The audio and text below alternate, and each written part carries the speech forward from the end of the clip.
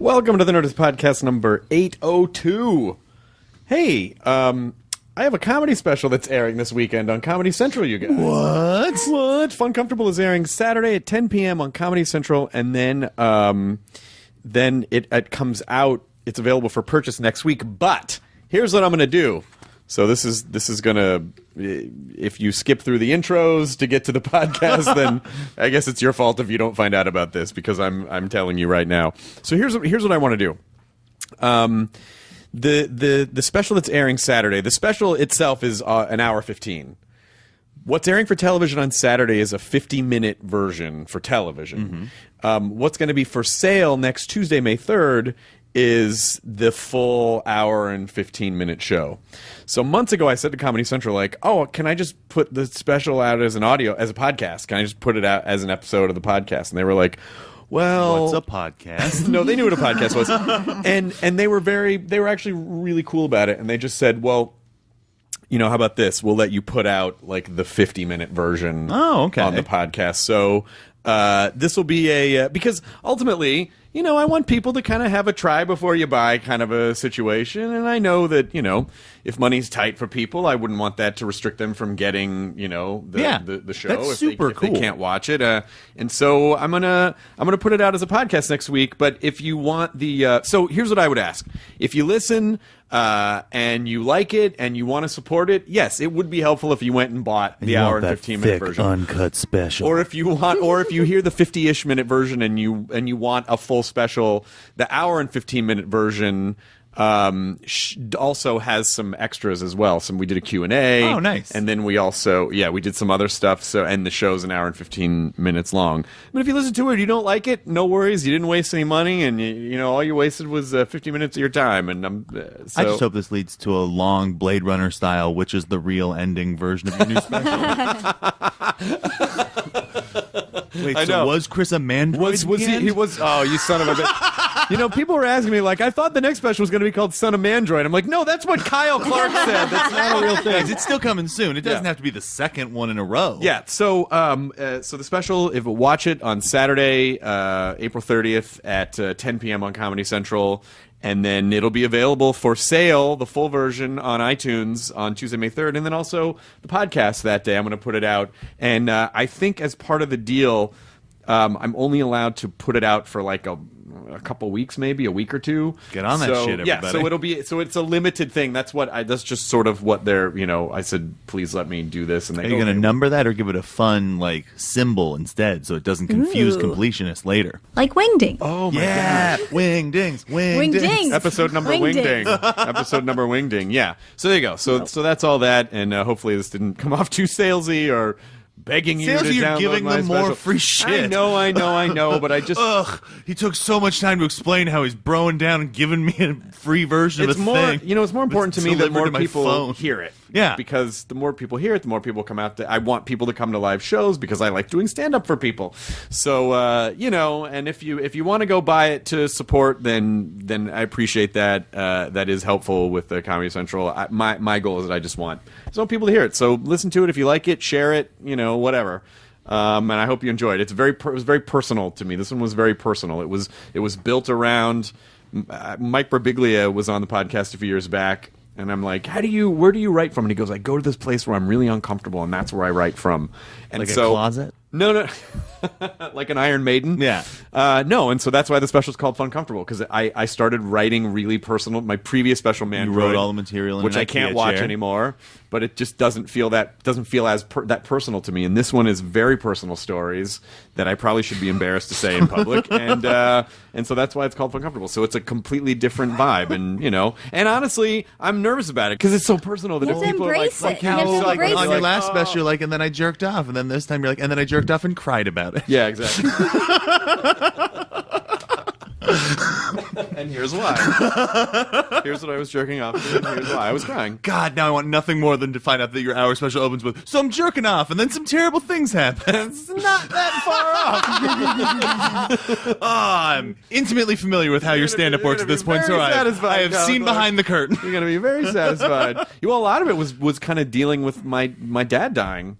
and just being able to use comedy to sort of deal with that. And also, my dad loved it when I talked about him on stage. For 5 microseconds, I was like, my dad loved when I talked about jerking off. Loved it. He would loved just hearing have me talk sit about down in the jerking middle off. of the room and just be like, Chris, tell me about it again. Hey, he's dead. Stop it. But it's so it is like it is like I said, it's personal, and I'm getting shy about it. So let's go to the Nerdist Community Corkboard to find out what other people have going on. I got a double dose of things. The first one is DePaul University in Chicago. They're having Star Trek Day. Do what? There we go. I was waiting for that. Thank you. It's on Saturday, May 7th. It's free and open to the public if you go to mcsdepal.com. They have panels that include Star Trek and the culture of inclusivity, Klingon culture and history, and reevaluating Deep Space Nine, which makes me happy because I feel like that show gets the short end of the stick sometimes, and it's a great series. Excellent. The other one I love, it's from Alex N. and also, what's his friend's name here? Come on. And Ray, they are 2 high school students inspired by the People of New York Instagram. They started the bathrooms of MHS, and it's just them taking photos of the bathrooms of their high school. I love that these guys are 2 nerds, listen to the Nerdist podcast and going like, we should make a funny thing that will be amusing to us. And as someone who was not unlike these 2 young gentlemen, I fully support you going to their Instagram at bathrooms of MHS. And so, I want this Instagram to blow the fuck up. Like, I want them to look at the numbers and go, holy shit, what happened? We have like 40,000 followers. And people are just like, sweet bathrooms, bro. We're out of bathrooms. What do we do? Well, there's this one Instagram account that I like called I Have This Thing with Floors, and it's just really awesome, like intricate floors from around the world. Oh, that's and people amazing. just take a picture of their feet standing on the floors, but they're fucking amazing floors. That's incredible. So this could be like a high school bathroom Instagram. Like people could just send in their own high school bathroom pictures. My friend Rob Schultz's official Instagram is just cars being towed in Los Angeles. Jesus Christ. Fucking internet. I'm glad, though. I'm glad. Katie, do you have anything on the corkboard? Yes. Martin Starr is doing an art show this Friday, April 29th at Nerd Melt Theater. And all the proceeds, he is working with this organization called Wolf Connection, which they help inner city kids work with wolves who were abused, and they like kind of help each other. It sounds really cool. And all the proceeds from the art will go to the wolves. And so it starts at 7 p.m. Wait, leaving a pile of money in the forest, like, here you go, wolves. Well, it's I just go like the to idea that then you charity. see like wolves with like bowler hats and spectacles walking around like, ooh, these wolves got fancy. They're just like, are you embezzling? Well, they're wolves. Goddamn capitalist wolves. But that is a fantastic cause, by the way. Like, I'm not belittling the cause. I just think the idea of like you saying like, and then they give the money to the wolves. I meant the wolves and the kids, the charity. We should have thought this through. You can't just. Yeah, my grandpa used to say, you can't throw money at wolves. The first couple of wolves were very confused, then just ate the money. and then the person throwing it at them. Katie, what else? Oh, that's it. Yeah, great. Protect the Starts at wolves. 7 o'clock. Go to nerdmeltla.com for more information and also find out about all the other awesome shows they have there. Yeah. This episode is Nikolaj Coster-Waldau, who is promoting a show called Game of Thrones, I believe it's called. I believe it's I've Thorns. heard of that. No, I think it's Thrones. It's a Game of Thorns. What is it about? I guess it's just it's like a where they have chairs fight. Cool. Have king chairs Like BattleBots, fight. but for chairs. but for Finally, king a show chairs. for me. Yeah, for king chairs.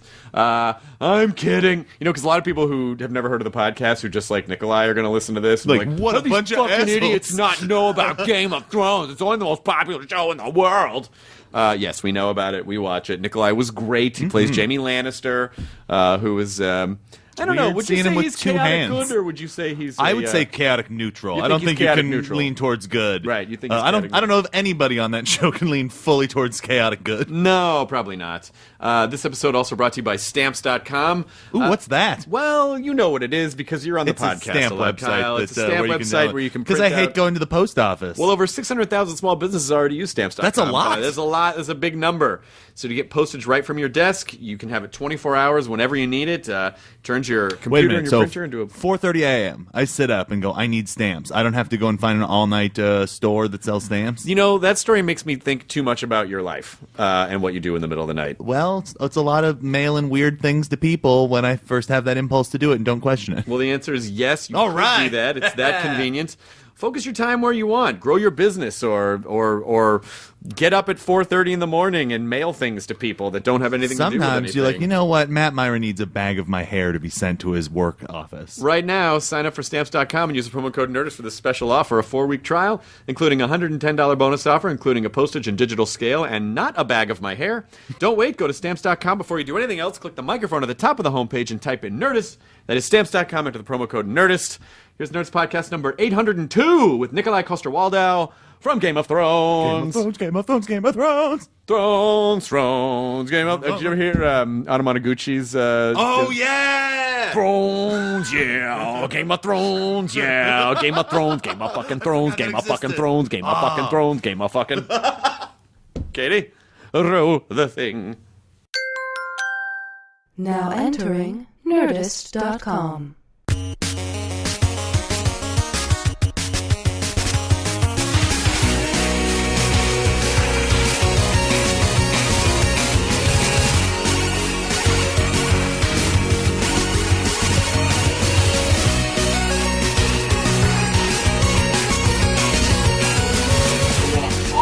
Way over there. Chris is like Bart the Bear.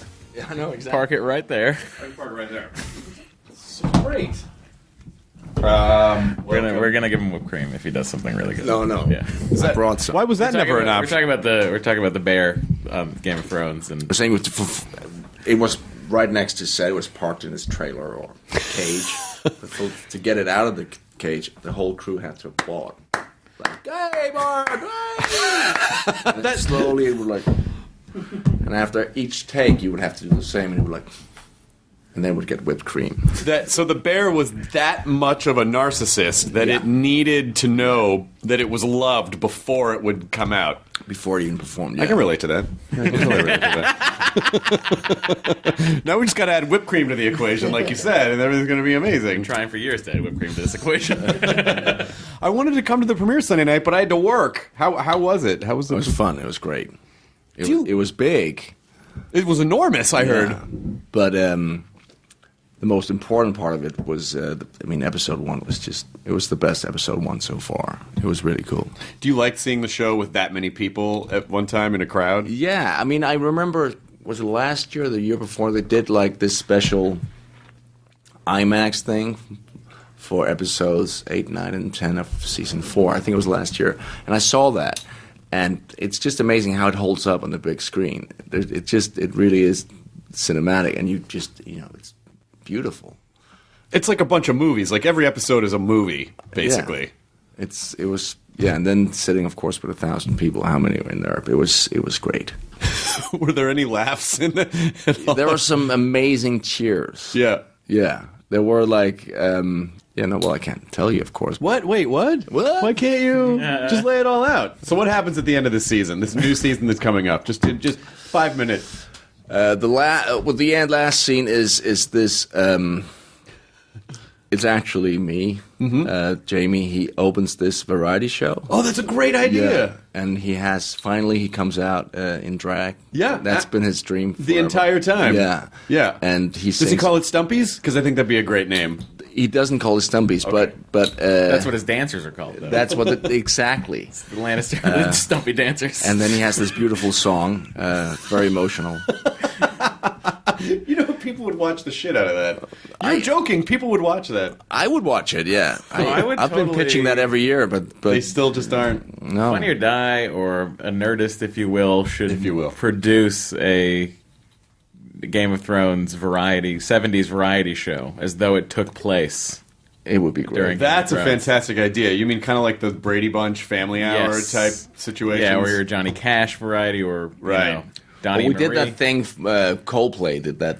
I don't know if you saw that. They did like for this charity. We did a musical version of Game of Thrones, and I think that worked really well. I think there's so much potential. I think as long as you're all willing to do it. Oh, absolutely. I don't see any reason why the world wants it. The world wants it to you happen. could do it with all. You could have like a show with all the dead people of Game of Thrones. A variety show with all the dead ones. So many of them. And the one thing I know is that once an actor's been killed off a show, they definitely want to come back. So I think I don't see any reason why it couldn't. I mean, they'd figure out a way to have Sean Bean die in that variety show again. Again, exactly. Oh, yeah. He has to die, but that's in his contract. He has to. I think Sean Bean would have to survive the entire variety show, and then at the end, he'd be like, Scaffolding "Hey fall? guys, I made it!" And then like something falls out of the and then like takes his head off, and then it's all, and then the credits. It's perfect. It's perfect. I know.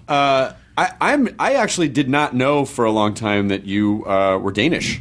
It was your accent work is fantastic. Well, good. That's good. It is good. Yeah. But then I remembered that I had also seen you in Night Watch. Oh, really? Yes, I loved Night The Watch. glory days. Night Watch was fucking awesome. Yeah, that was my first job. That was your first job? Yeah. That's a long time ago. They redid it with Ewan McGregor, and then I worked with him on Black Hawk Down, and he made me promise not to watch it. Which I had a few that I could add to my list. Okay, well, you don't watch all these then. That's so sweet that Ewan McGregor didn't want. Did he just? He was just like, your version was better. We should just stick with that. I maybe he was just being nice, but I think he didn't have the best experience on that. It's always weird.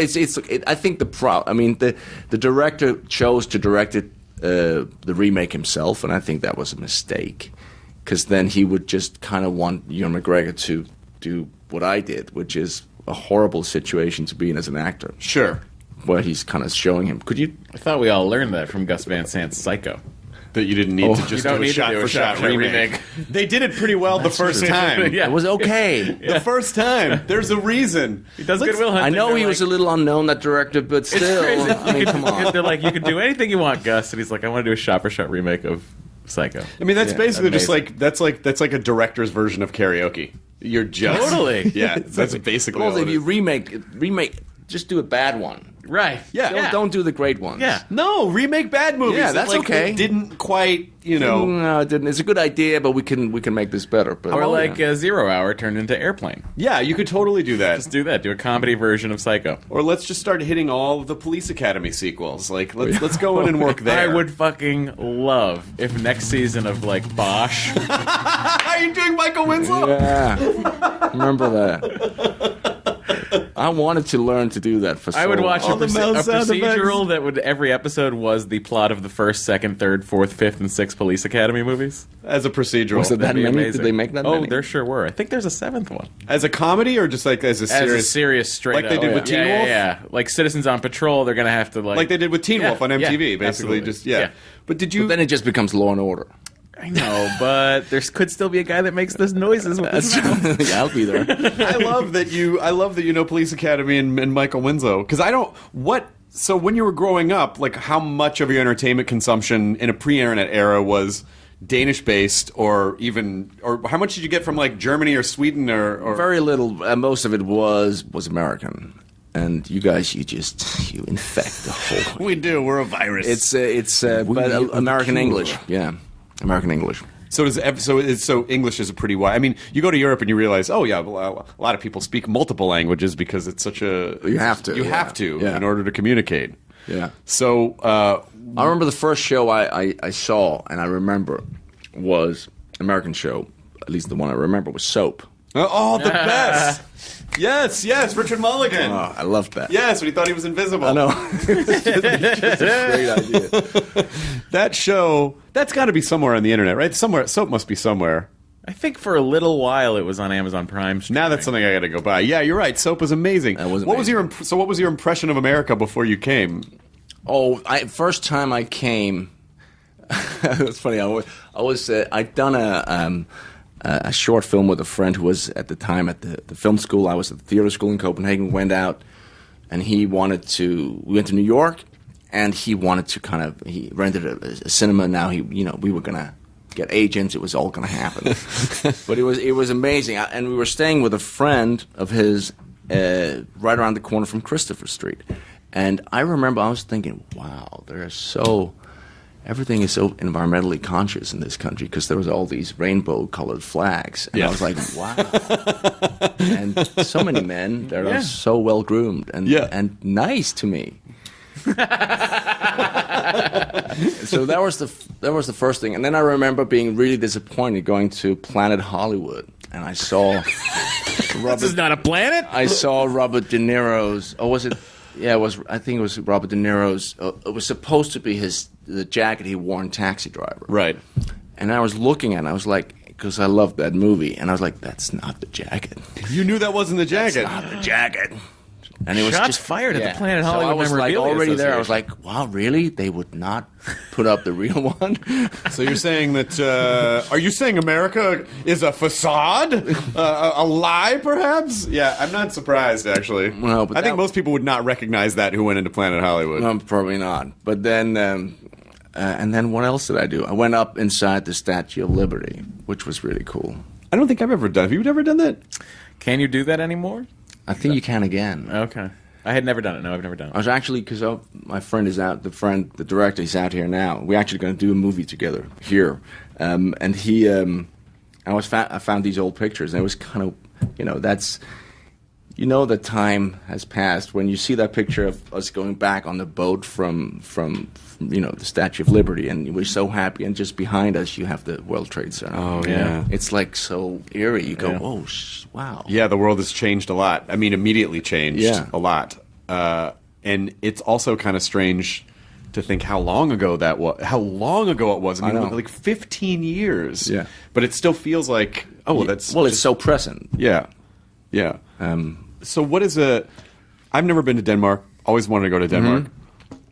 What is the best way to do Denmark if you're going? Do you go to Copenhagen and just like fan out from there, or is it...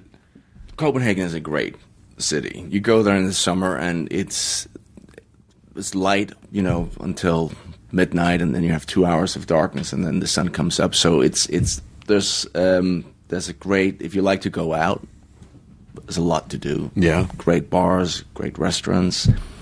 People speak your language. I would try to learn some Danish so I wouldn't be the American who's forcing everyone to speak English. Well, no, you'd be the American who's speaking poor Danish. Yeah, I would be, but at least I'd be trying. I feel like I would get credit. Would you prefer someone try to speak It's the language? always nice wherever you go, isn't it? It's nice to just have a few words in the bag, and you kind of go, "Oh, that's nice. You tried." Yeah, yeah, exactly. You butcher my language, but it's a nice. You make an effort. I did. I tried to speak German when we went to Austria, and then I would get through a couple. Do you remember anything? Of course, I remember. I remember saying, "Ich kann sprechen Deutsch. Ich kann Deutsch sprechen. Ich kann Deutsch sprechen." Yeah. So, which basically, I don't speak any German. I don't speak any German No. right off the bat, which was a little bit endearing of me saying that in the language. Yeah. But then, I had some basic stuff down. And also, don't you find that people like Americans, right? I don't think so. No, in Europe. I always find at least in Denmark that it's kind of cool to be American there. I think I kind of thought we were viewed as these these very loud, obnoxious cowboy types who were very America-centric. I didn't find that there were only parts of France and then maybe Venice where I felt like you felt the love. I did not feel the love. Where I was going to say in France, really? No. In most places, I think it's more like I sort of felt like a curious, endangered, like an animal that they didn't, like, oh, you're American, that's very interesting, almost like how adorable, you guys seem like you got some shit to work out, but I didn't get the sense of like, look at these Americans, but why should we get special treatment everywhere? So it didn't really bother me. It was just more like, oh yeah, we're American, and I hope that's okay, and but I think a lot of us, America is geographically so able to be America-centric that I think a lot of people are conditioned when they go other places, like, well, why can't they put a McDonald's in the, Well, they did. Well, no, they kind of did. I remember I was in Moscow in '92, and the first McDonald's had opened up. I was at drama school, and it was so bizarre because the whole perestroika glasnost had just happened. Right. Gorbachev was still in power, but there was this one McDonald's that had opened, and it was just terrible because the line of people just went around the block to get into McDonald's. Oh my God. To have a hamburger. Did you have one? I did not. You did not wait in line. No. Well, that's like Shake Shack in West Hollywood now. It's exactly like that.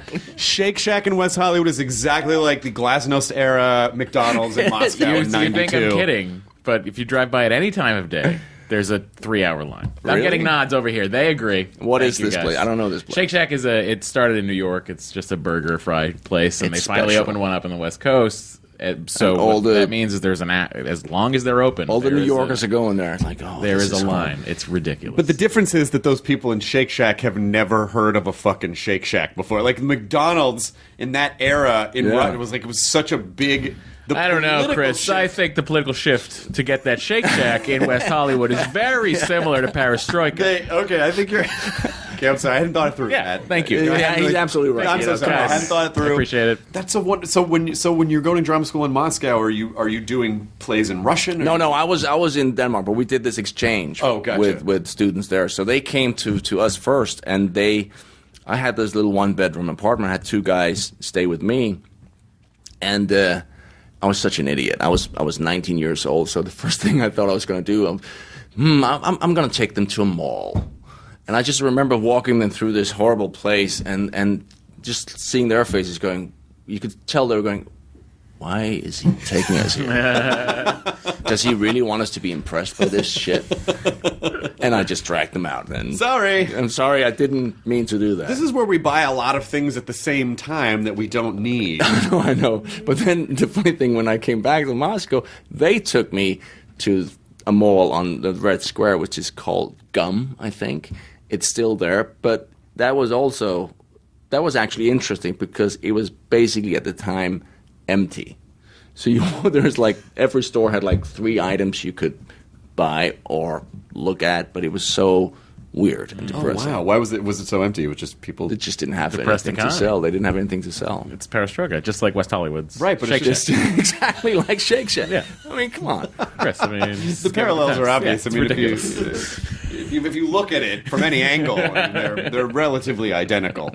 I know. So when did you think that this was something that you could do, like that you could make a living as an actor? If there was not a ton of Danish-centric entertainment, did you think, well, I'm going to go to America? I don't know. I always wanted to be an actor. I don't know why, but I guess as a kid, I always, pretended to be something else. And I guess there's a mix when you're a kid of escapism, into your own world. I was, spent a lot of time on my own. I was making up all these weird stories where I would act out.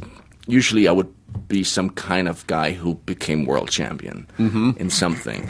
But then all world the champion of fly fishing. the shows, I wanted to be an actor, and but the shows, of course, there were Danish shows as well, and Danish actors that was the ones I looked up to. But the movies I saw and the series like Soap, or later was Hill Street Blues, and Yeah. I thought, wow, that's so cool. And then I think, so I guess in the back of my head, the dream was, imagine if I could work in English in England or America. It just seemed like impossible. But I remember actually that whole thing about you understand how similar we are, how we kind of share the same human experience, no matter who we are, what country we live in. I saw Once Upon a Time in America with Sergio Leone's movie with De Niro, and I remember there's this horrible, horrible scene. He's in love with this girl, and he takes her out to, I think it's Coney Island. I don't know. The Hamptons.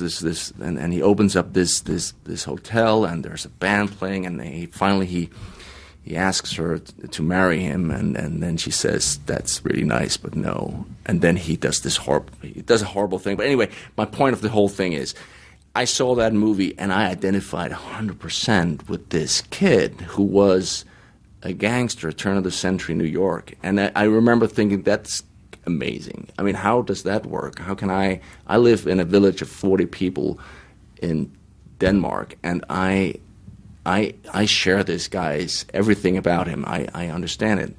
And I just thought, wow, I want to do what he does. I mean, I want to tell stories where people can get carried away, and because I know nothing. I mean, there's nothing better for me than to watch a great movie, a television show. That thing about the great ones where you're entertained, you have fun, and then at the same time it makes you reflect on life. So yeah, and of course I was a teenager then. But then later on, I started. I moved to Copenhagen. When I was 17, I left home, and I moved to Copenhagen. And then I thought I'd apply at the National Theatre School, and then I got accepted. And then suddenly I thought, oh, this can actually happen. What was the primary? What do people do in the village that you're from? Like, is there a primary? It's a farming village. community. Yeah, it's a village that's built around a big, old, huge farm, and then the houses that used to be for the workers, and now, my mom was a librarian, so that's amazing. Was it livestock or crops, or what are they both, farming? Yeah, the whole thing. So there was an alternate universe where you're still there. Yeah. No, to be honest, I would love to be, but that never happened. I had jobs at the farm. I would help out, but it was never my passion. But I think it's funny thing how you talk about differences in people from different countries. I think there's a much bigger difference between people who grow up in the countryside or people who grow up in a big city. I think you have more in common if you grow up in a big city. You have more in common with someone from London or Paris, sure. Or the same for me. You can relate in a different way.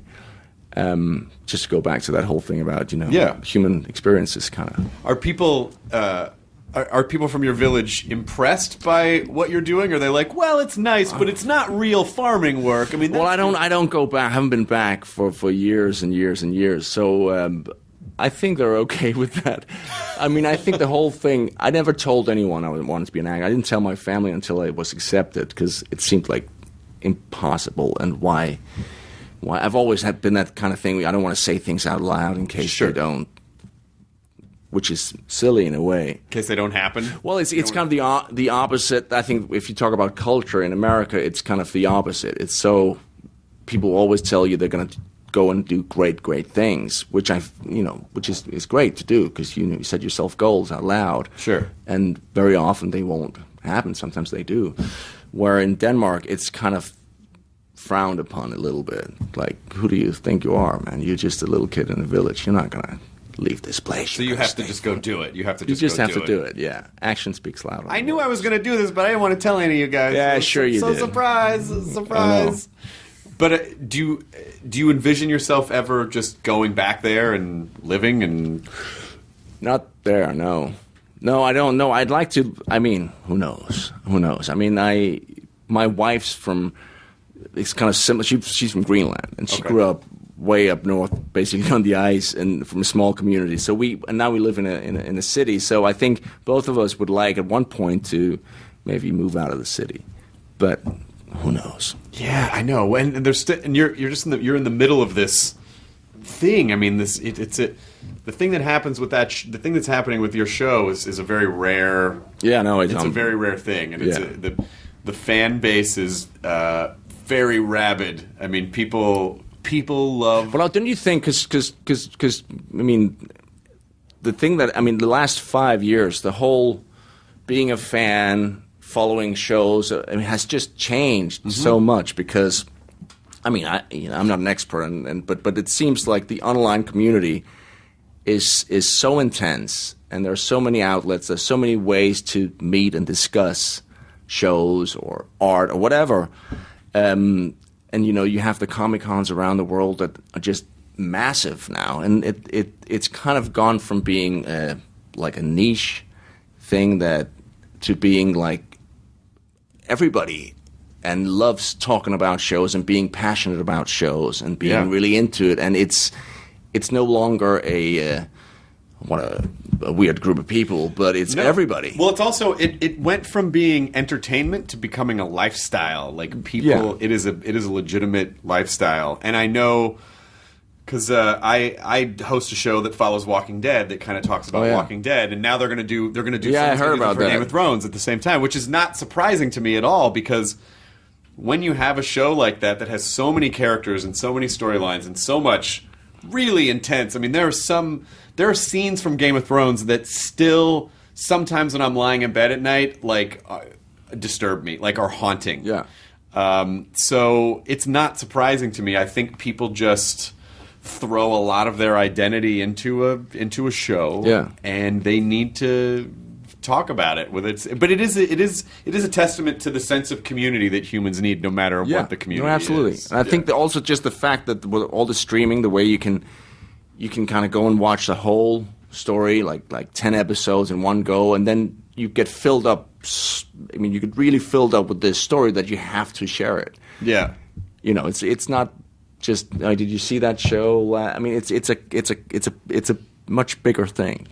And I find that I myself with my daughters, they have the same thing. They connect to shows, and I'll watch a show with my oldest, and we'll get into discussion about it. It's really cool. What does she like to watch? We've been watching together Orange Is the New Black. Oh, nice. Yeah. Which with a friend in the beginning, I was a little, because I hadn't seen it, and she said, my friends told me I should watch. Then I said, let's do this. And then I think one of the first scenes was like two girls making out, and I was like, oh. And of course, she's absolutely fine with this. She's 15, and I'm just being weird now, so I'll just not comment on this. So it's totally fine. It's absolutely fine. Yeah. Why do you think Jamie's a character that, on paper, people should root against him? Yeah. But they don't. You really love him, even though he does really horrible things. So what is it about him that you think people? Well, it's good writing, but also he's a human being, and I think for all the characters, they're three-dimensional. And I think it's one of those things. I usually, when people ask me about it, I say, well, what about if you pick one moment in your life where you did something horrible, and then you start the movie about that moment. Yeah. It's going to take a while before you kind of realize, hey, maybe he's not just a jerk. He's actually a good guy. Or you find out, in Jamie's case, well, the reason he did push that kid out the window is because he's trying to protect his family. And yes, he is having a weird relationship with his sister, but apparently he actually loves her. It's a genuine thing. It's not just because he's a psycho, but he comes from, I'm not saying a good place, but his motivations are clear and you can relate to them. And he has an honesty about him that I think is interesting. And he's smart. I mean, he knows how to use that his intelligence when he's confronted with characters that don't like him. Yeah. And I think that sense of, I think at the core of him, that whole thing about him feeling everybody has an opinion on him in this world. He's the Kingslayer. So he walks into a room and everyone has a preconceived opinion and he's a bad guy. And I think we can all relate to that. There's nothing worse than when people just assume they know who you are. Right. No matter what you say. Well, Chris Hardwick, yeah, you're from the Nerdist. You're a nerd. Yeah. That's what you are. You're nothing else. That's what you are. And that's really you'd be infuriating. correct. And you'd be correct. But you know what I mean. Not if you read it. No. But the other thing too is that it puts you in the environment.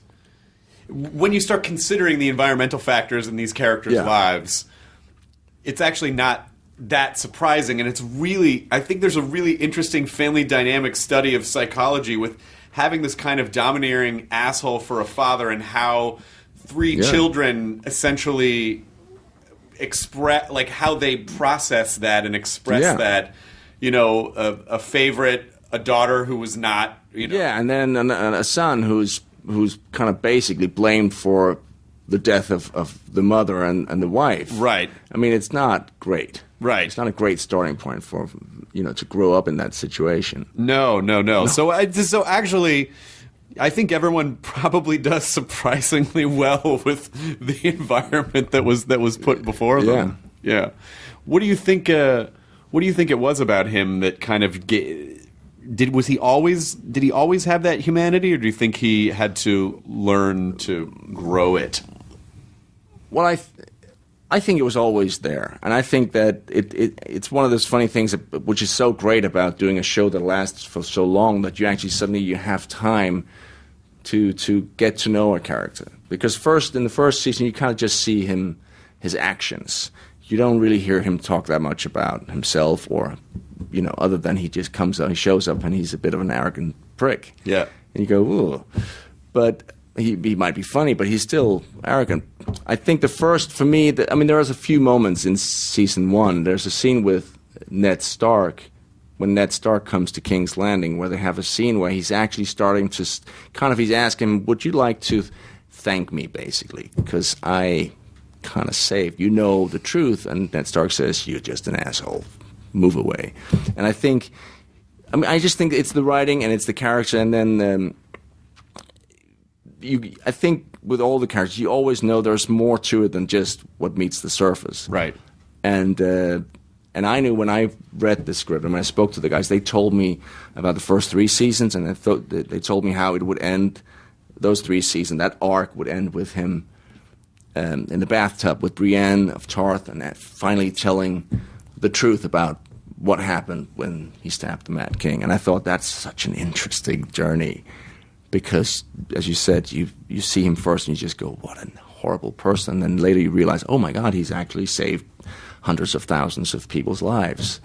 That's interesting. And it's interesting to start, I just love the first moment when you see him having sex with his sister and he tries to kill an innocent kid, and then he says the things I do for love. There's just a conflict with the words and the action, which is really interesting. Yeah, it is. It's all of the characters. Very, very layered, and it's a type of thing where, well, like the worst scene for me in the whole all the seasons was last year when the Princess Shireen was burned on the stake, and you know that thing you've established. What's his name? The king, her father. See, I should know all these names. Oh, I just say King guy. The King guy, but he was supposed to be. He was the good guy, the reasonable, the true heir to the throne. All that. He was a good guy, and still he burned his daughter on the stake because he thought that would be the right thing to do. Yeah, and that's interesting. And that's really ultimately when you kind of strip everything away. Everyone's relatable. I mean, who hasn't wanted to kick a kid out the window? We've all been around a kid who's kind of a dick, and you're like, oh, there's a window. I know. My sister's back there. She's waiting for it. I mean, I gotta do it. What I gotta do? What am I gonna do? What choice do I have? Well, didn't you have like a politician who was talking about his daughter, saying, "Oh, you mean Trump?" No, we don't have a politician. If she wasn't my daughter, I'd go out with her. Yeah. We have Trump. We have Trump because our country is a reality show. And hopefully he'll get elected, and Honey Boo Boo will be vice president. Hey, too young, Chris. Too young. Too young. You're right. I'm sorry. Do we do have a constitution? We do have a constitution. Yeah, we to stick do. by? Come on. Hashtag America. But I now, think, Mama Boo Boo. But she's totally qualified. Yeah, totally.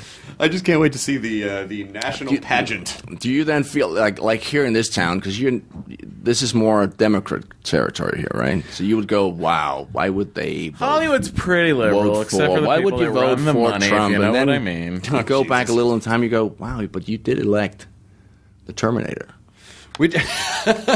Well, I don't think California. I think California might be a red state. Actually, are you sure? It's blue. Yeah, because I know you're nodding, but San Francisco and Los Angeles are not representative of the rest of the state, which is a very large state. But the population density in L.A. and San Francisco carries the ballot always.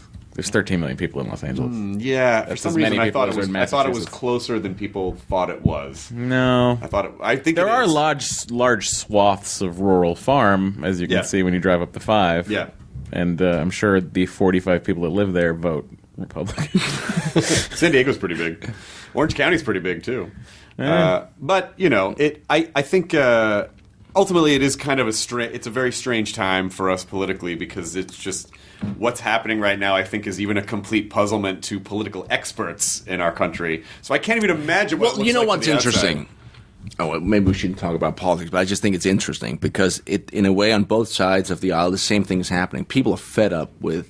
There's an anger. Yeah. Because there's too much spin, right? Mm-hmm. You never really believe what people are saying because you feel that they're just saying what they think you want to hear. I agree with everything you're saying. Exactly. So now you have a guy who shows up and he just speaks his mind. And sometimes it's just crazy, but it's almost liberating in a weird way.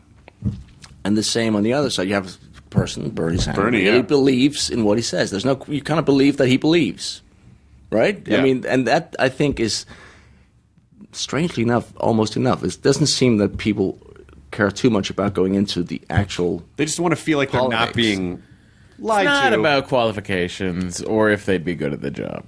Well, it's interesting though. It's about, what Do they're I saying like at the? moment. It's about feelings. It's about like. Yeah. Well, and this is a generation that has grown up, like we've had reality television as a part of our culture Yeah. for 25 years now. And so, Well, it's the same in Europe. I think the first Big Brother was in Holland, so we've had that whole thing. And I think, but I also think there are, what do you call it? We don't want to spend too much. Everything is so short. Tweets are so short. Everything is like you want information in just a headline. Yeah, and yeah. that's enough. and that's a fucking problem. That is a huge problem. People don't really care. I think most people don't really care what the truth on either side is, as long as it's in kind of a digestible form, so they can go, oh, okay, well, that's all the information I need. Like, no, it isn't. You really should do a little more work and dig a little bit deeper. And that goes not just politics, but also regular news and fandom and, like just people seeing headlines and reacting to headlines without actually looking at the... I mean, I kind of beg people now when I see... If people either come at me aggressively or I see them go at someone else aggressively, I'm like, just have a conversation. But that's the thing.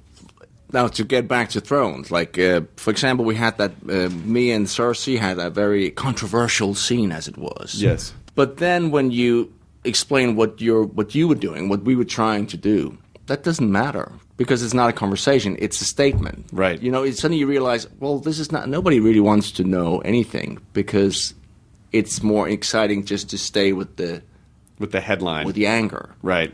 So whatever you say or do doesn't matter, because the truth is the truth. And it didn't seem like that to you guys when you were making it. Well, there was never what we thought. We thought it was very complex and very and we were hoping that, and I think actually most people would understand that clearly this couple had had a long history of a very, very weird relationship and a situation where this whole relationship has been secret, so they've had to grab those moments, as they did in episode 1. Yeah. Suddenly, well, we gotta have sex, and it happened. This is it. Yeah. And two persons in extreme pain. They lost a son, and suddenly they just need each other and it becomes a very physical thing. I thought that was really interesting. And I love the fact that there's debate and stuff, but that whole thing about if you started to, I didn't do, but when I saw people online try to argue something else, and you kind of go, whoa, wow, that's dark. That's not what you were intending. No, and also you kind of go, well, why do you like the show, you want to discuss it, or you just want to be angry? When you strip away the filter of everyone's trying to basically take over the entire world, it's about... And the thing that's so fascinating is just that simple story of it's a large group of people who are all doing what they think is the right thing. Exactly. And that's it. They are all doing what they feel. And it's very similar to what's happening in the political exactly system. the same. Everyone has pure conviction that the way that they're going about, that what they're doing is right, and the way that they have to go about that to achieve that is justified based on what they think needs to happen. For some weird reason, the persons that actually are that are out there who are saying, well, listen, wouldn't it be better if we just tried to meet in the middle, or like, let's try to discuss this? They're just drowned out. Yeah. There's absolutely nobody wants to. Why would you usually talk? get killed on your show. Yeah, the talkers. Don't. That's horrible. Discussion? No. I always want people to have conversations, even if they don't agree. At least if you try to understand where someone's coming from, it's a more. It's very difficult to hate someone unless they're complete. But when you actually have a conversation, right, it's difficult to be so. It's the same with the text emails. Yeah. I made the mistake myself. Sometimes you can get really pissed off and you send an email where you suddenly find yourself typing something which when you then read it later, oh, that was a little too much. And something that you would never say to a person's face. Because you're interfacing with a machine and there's it's not personal. And then, or you have the people that are suddenly caught being like really aggressive online. Yeah. And then someone says, were you the one who said that you wanted to kill all these people because they come from another country? Yeah, but I didn't mean like that. I was just upset. That's why I have a rule where I try not to email or send anything out. I actually have a funny one I did What? once. This was my second movie. I co-wrote it, and I played one of the leads with me and Mads Mikkelsen, Danish actor. As well. Okay, yeah. Anyway, Hannibal. He did. Yeah. And we shot this in Iceland. It was very dear to me. I was so invested in this movie, and we got some great reviews. But then there was one paper, and it was just a horrible review. And this is way back. This is back when you had fax machines. And I sat down and I wrote the angriest fax. The angriest, like I hope you burn in hell, you maggot. And I put it in the machine and I found the number and I sent it, and I remember seeing it go through, and I was like, oh no. and then I forgot about it. But then I don't know, 15 years later, I'm a guest host on this show in Denmark on What's Up in the Movies, like that kind of show. And I'm talking to them, and this story comes up, and then they find the journalist, and he said, "Well, it's funny because we had so much fun out of that fax. It was on our wall for 10 years." And I felt like such a. But I learned a lesson. Don't take it personally. The trick is write the thing that you feel and don't send it. Don't send it. Read it a day later. See if you still feel that way. Because it's very hard to understand how you're coming off when you're in an emotional state. Exactly. Because everything's very, very... Or, do you have a wife or... Fiancé, yeah. Fiancé, if you ever have a fight or anything, if that thing when you can come into the texts... Oh, yeah. Angry texts. Bad idea. And then you read them the next day, go, oh, I didn't mean it that way. Oh, that's so bad.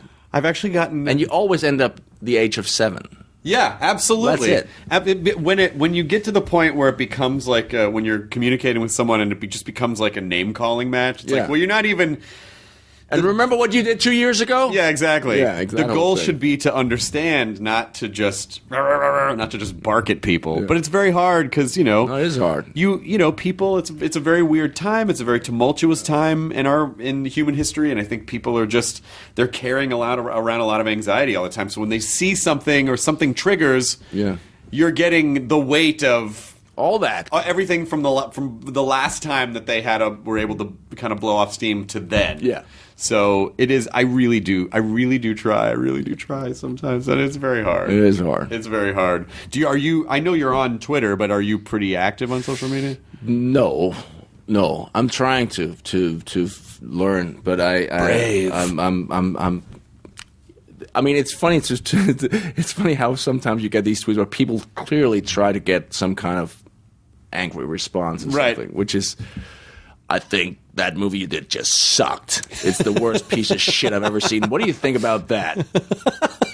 And then you don't reply. Oh, I know you've read this. Why the fuck don't you reply? Yes. And then suddenly you're in an Eminem song, or it's weird.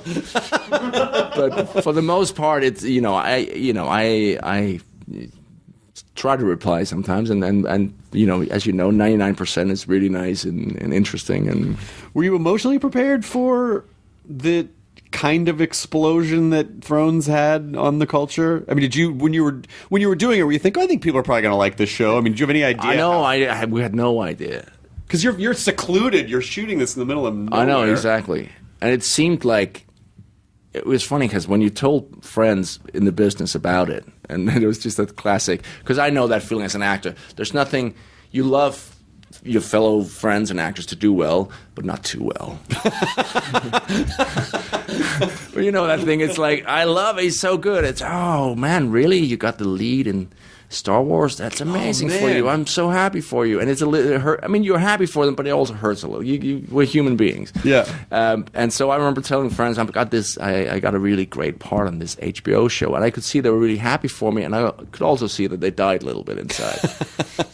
But then they said, so what is it? And they were fearing to hear like it was like a gangster story or something. And then you said, no, it's this fantasy show with dragons and shit. and I can't believe that wasn't on the poster, by the way. And they got so happy. And they were like, that's amazing. Because they thought it was going to tank. Of course. Yeah. Yeah, humans are the only animal that I believe, I'm sure I'll get corrected if I'm wrong, I believe humans are the only animal that process relative gains.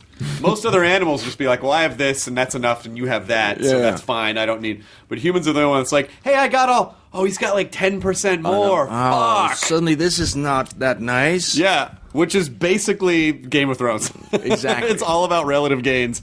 All these people have kingdoms, but they want more kingdoms. They want that one crown. They want that one crown. It's exactly that. But anyway, so I love the script. I didn't know the books, but I love the scripts, but I also thought there's no way you can pull this off because it's so. I mean, not no way, but I thought it was going to be very challenging for them to just shoot this show and so many characters, and how you're going to be able to navigate as an audience.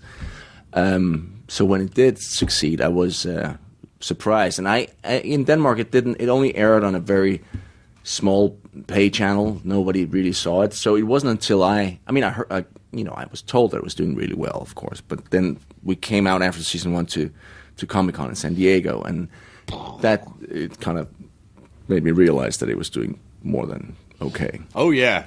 I mean, I think I remember the first year you guys were at Comic-Con, and wherever if you like see one of you walk through the Hard Rock Hotel, it was a big. It was an interesting immediate cosplay that year, immediate character cosplay from that then show. What's so cool is that terrible thing to cosplay as because they dress so warm. And San Diego in July is not. People don't take that into consideration. It doesn't matter. Doesn't matter. I was actually, but the funny thing is, then I was just for the first time ever in Dubai, in the Middle East. They have a Comic-Con there, and I visited that just a few days ago. And it's just the idea that this show is seen everywhere by everyone. Everybody loves it, and you take pictures with girls that would come up completely covered in the whatever you call that thing from head to toe. Yeah. Burqa, yeah, and say, yes, hello, can we have 2 pictures, please? One for my mother and one for myself. And the first one would be where your hands are just by your side and you just look really serious. And then it's like, okay, now for me. And then they were like, yeah! They have to do the respectful one for the parent. And then exactly. Again, we're all the same. Yeah, ultimately. I mean, and I think that's what's so great about pop culture is that it does unite transcend, people. Yeah, it does. I mean, also, another thing out there which was really interesting because it's a different culture. The comic book part of the convention was massive, and 80% of the artists were women, which I found was really interesting. Yeah, because it's kind of the reverse in our part of the world, right? Well, maybe that type of thing inspires people in your part of the world to go, oh, that's something that. There are no gender lines. Anyone can be able to do that, and that's what's so great about the fact that you're from Denmark, and I assume we're around the same age if you reference soap. But the fact that you know what soap is, or that you know what Hill Street Blues are, and this was in a time when there were. I mean, I had one channel on TV. It started at 6:00 in the evening. Oh my gosh! Yeah. Yeah, it's just I mean, you know what soap is. We're familiar with your pastries. It's really good. And bacon. Exchange. Yes, thank you for that as well. You're welcome. We aim to please. I did. If you don't want to talk about this, it's totally fine. But I want to ask you kind of a personal question, which is I read. Oh, I can't talk about that. No, not you. Oh, okay. Sorry. I know everything about you. Go ahead. Everything. It's the there was. I read that there was alcoholism in your family, and there wasn't my family. Yes, my father. And so I was just curious how that affected you, and did you ever struggle with it, or was it like, did you have the opposite reaction of like, well, I'm never gonna... Well, I think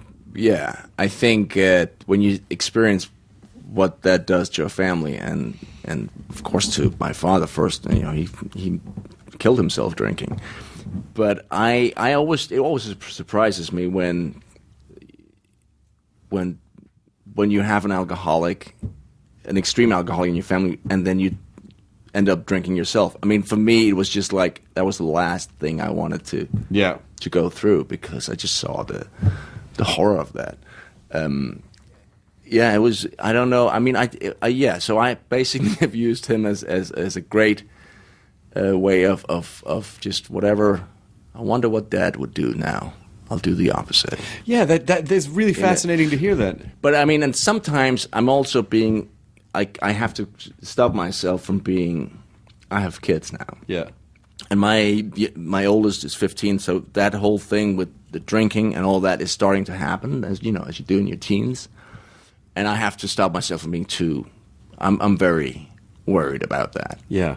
Which is, I think it's a natural thing as a parent, but I think I am a little haunted by my childhood. So I'm trying to remind myself to allow her to go out and basically get shit-faced and make her own mistakes. Well, make her own mistakes, and hopefully she'll learn from that. I mean, do you think there's something? Do you think there's something valuable in protecting your kids to an extent by allowing them to make their own mistakes? I think it's very. I think my mother is great, and I think the thing that what I think she did really well, and I don't think she planned it that way, but she had, parents love their children. That's a definite. That unless they're complete idiots, but she had. She always managed to have 100% respect for us, for the human being we were. I mean, no matter what we did or did not do, she respected our choices. She never questioned or said, you shouldn't do that, unless you asked for, guidance or whatever. But she's just very cool that way, that whatever you did was cool, because I love you, you're a great person, and I respect you and your choices. And that's difficult to do as a parent. I learned that now. It's difficult because you kind of, especially maybe as guys, I don't know, a lot of guys have a tendency to always know what's right. Do you know the thing? You kind of know the answer. Even when you don't know the answer, you kind of feel that you have to know the answer. Oh, yeah, right. Also as a parent. And I have to kind of remind myself all the time that, just let her be. Right. Let my kids be. You don't know the answers all the time. I don't know anything. No. No, but we don't know anything. No. You know what I mean? And the thing about, also that, remember when I was a kid, I always thought that at one point I'll grow up and I'll understand. And then you grow up and you realize I'm never going to really understand what it means to be a human being, because, you gain more experience and you learn to navigate all the basics, but I'm still sometimes a complete emotional mess. Sure. And you would think, I was hoping, there would be a point when I grew up and then everything would be fine. I would know how to deal with all these things, but it never happens. Well, because when you're teaching, I think when you're young, you need simple answers for everything. Kids are taught in very simple, this or that terms, or there's one right answer. It's very, and because I think it's obviously it's hard to explain to young children. Well, things are complex. Oh yeah, and I don't think you should. But when you get older, I think when you start to get older, you're just conditioned to think that there are simple answers for everything. So you go, well, someday I'm going to know what all these answers are, and then. You might talk to your parents and they'll go, yeah, I was just making a lot of that shit up. I had no idea. I just was trying my best, and that's the best I could do, and I don't fucking know. Yeah. But I guess that's why it's important to be okay with kind of falling down sometimes, because that's really where the best lessons come from. Which is so true. I mean, failure is great. Do you have a particular thing in your life at the time where you go, well, this is the worst catastrophe ever, but when you look back, you're kind of thankful it happened because it helped? I've had a few.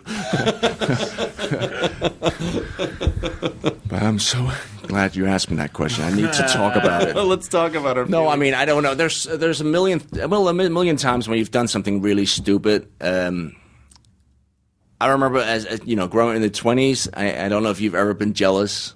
Have you ever had that experience? I'm sure you have. I'm sure, yes. I mean, I don't know if you guys have tried to be jealous. Once or twice, I try it. At a girlfriend, right? Yeah. And it's the biggest waste of time. It's so stupid. Because you're so afraid to admit that you're insecure. That you just project that onto that other person. Or you yourself are doing horrible things, so obviously she's also out there. I mean that I learned from that's one example, or just things that happen that are just horrible at the moment. You think my life is over. I mean, when I was really young, I was very good at I wanted to be a volleyball player. I was chosen to the national team. It was so exciting, and then I had an injury, and I really thought my life was over. And then I realized, hey, this is great because who want to play volleyball their whole life? But it's like, it's funny because now I was talking to my oldest daughter, and she was like, we were talking about moving one day, and she was just in shock because right now in her life, the most important thing is her friend. Her friends are the most important thing. And the idea, and even then I can say, well, and I'm not going to say that, but in my mind, of course, you're going to go, listen, honey, in 3 years' time, you have new friends.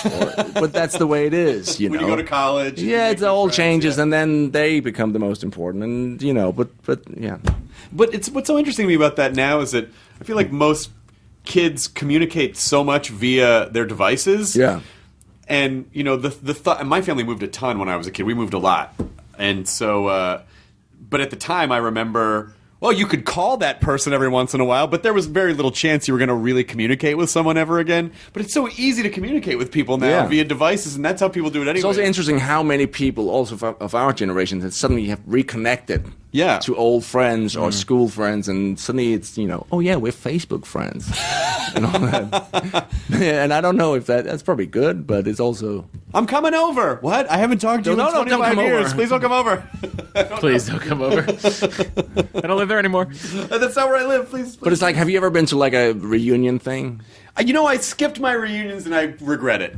Well, I really regret it. I went to one and it was great and it was so much fun. And at the end of the night, we were like, we're going to stay in touch. This is so cool. And I haven't seen them since. I haven't spoken to them since. And it's absolutely fine. It's absolutely fine. It's Your intentions are good. You want to. No, because you reconnect with something that, the old truth about like within 2 minutes, people have the same, the whole structure is the same. That guy's the funny guy. That guy is, all that happened. And you're sitting there. At that time, we were like 35, and we hadn't seen each other for 20 years. But you also realize when you leave, there's a reason we're not seeing each other. Yeah. It's not because they're bad people. We're just different. Just different. And also life. It's like you have a family, you have work, your intentions are always good, but you still kind of have to deal with whatever's put in front of you each day. Exactly. I'm very excited about the new season of Game of Thrones, and I'm glad to hear that you are also excited about the new season. I literally thought when I read this season, I thought this was the best season. I think it and I'm not just saying that. I think it's the nature of telling a story. When you get to the end, if the build-up has been good, it's so exciting. And then I've seen episode 1, and it was great. So when it's all over, how are you going to look back at the experience? Like, what's it going to be to you? I think now you kind of realize that this is a once in a lifetime. I mean, because it's it's so big and it's so many years of your life suddenly. Hopefully,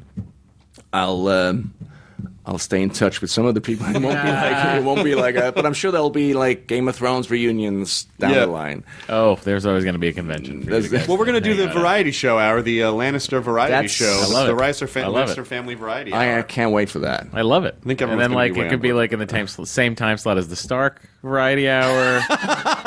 Like, I have big plans. I have big plans for this. And also the Mother of Dragons musical. That's a beautiful one. That's very best, pretty. That's the best part of that. Have you seen the Game of Thrones slot machine? No. It is massive. The screen's probably 5 feet long. No. So it's like 3.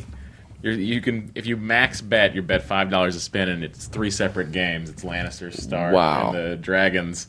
But there's a dragon wild thing where just you hear it's Dinklage does the narration. So cool. Like, he's like, dragons are coming, and then all of a sudden the dragons fly and like blow fire up the reels. And those are the wilds. It's great. It's a fantastic slot That machine. might make me actually want to go to Las Vegas. It's a hoot. The orange is the new black one is weird. Like, why does that exist?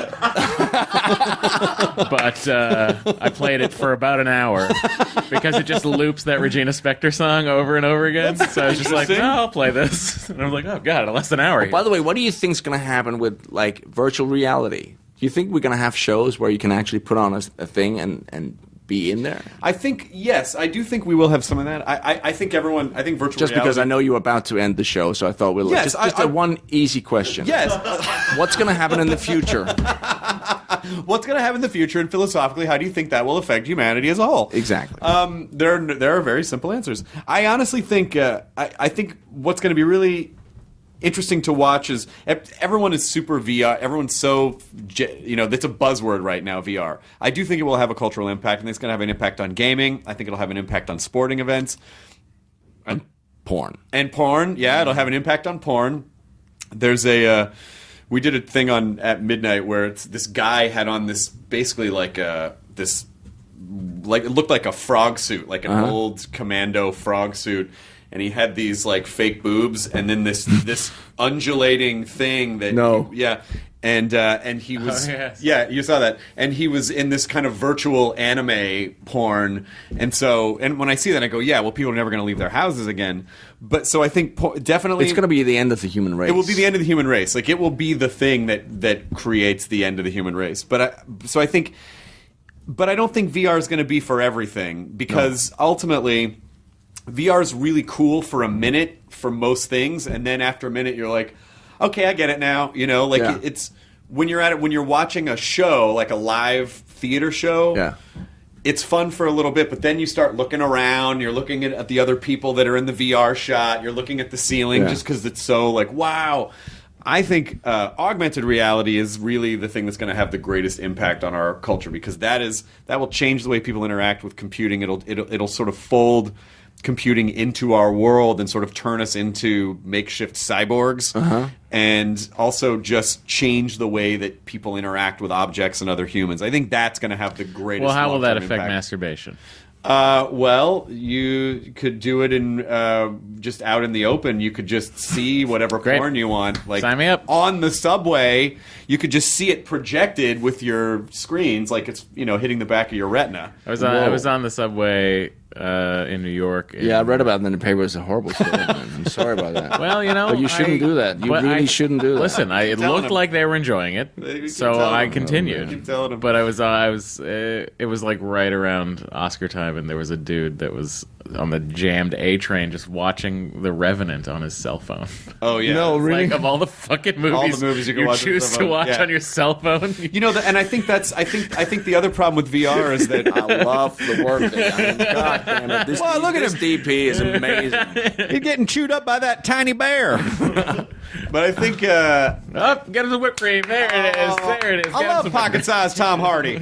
But I think ultimately VR requires a lot of attention. Yeah. And I think people don't want to have to people want to do multiple things at once. So when you're interesting. When you're watching something in VR, takes away the second screen. it takes away you might have to have a virtual second screen that you can fuck around with while you're in this other environment. So I think VR is going to be great for some things. I don't think it's going to get the kind of wide adoption across everything that everyone's scrambling now to shoot VR. I even shot VR a little bit for my stand-up special. And when is the stand-up special airing? Oh, well, it's nice that you asked. It's April 30th at 10, 9 Central on Comedy Central. Cool. And Game of Thrones? It's end of the month, I think. Sunday 25th. 4th. Yeah. 24th. Game of Thrones is back Sunday, April 24th. Yeah. It was really nice chatting with you. Nice and so you. nice. How long are you in town for? I leave in a few hours. Oh, shit. We got you on the way to the airport. Dubai, LA, and then London. Wow. This Oh guy, my what God. a jet setter. What a jet setter. The jet lag. It's wonderful. He lives he's from a country that it's light 20 hours a day in the summer. I think he's fine. So you're saying his melatonin levels are I different think he's adjusted. than everyone else? God, Let me tell you, the week I spent in Reykjavik, I wanted to kill myself. night. Every night to find out just like what time zone am I in? I have no fucking idea what Just knock me out. Well, thanks for being here. No, it's great. It's good to see you, and enjoy your burrito, everyone. The end. Now leaving Nerdist.com. Enjoy your burrito.